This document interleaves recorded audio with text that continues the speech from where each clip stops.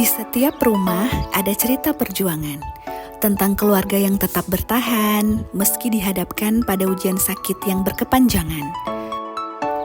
Baitul Mal Aceh hadir untuk memastikan bahwa tidak ada masyarakat Aceh yang dibiarkan berjuang sendirian.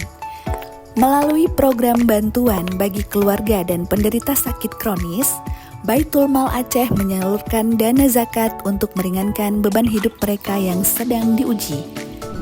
Bantuan ini meliputi biaya hidup, biaya transportasi, dan tunggakan biaya pengobatan bagi masyarakat kurang mampu. Program ini merupakan bentuk nyata pelaksanaan amanah konstitusi bahwa fakir miskin dipelihara oleh negara.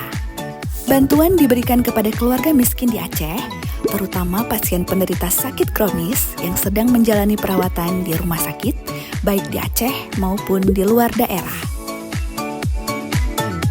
Prosesnya cepat dan transparan. Permohonan bisa diajukan langsung oleh masyarakat, lembaga, atau amil yang menemukan kasus di lapangan. Setelah diverifikasi, bantuan disalurkan langsung ke rekening penerima atau melalui pendamping resmi yang ditunjuk oleh Baitul Mal Aceh.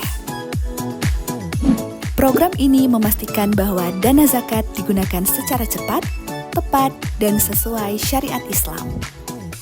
Karena setiap sen zakat adalah doa, dan setiap doa adalah harapan untuk hidup yang lebih baik.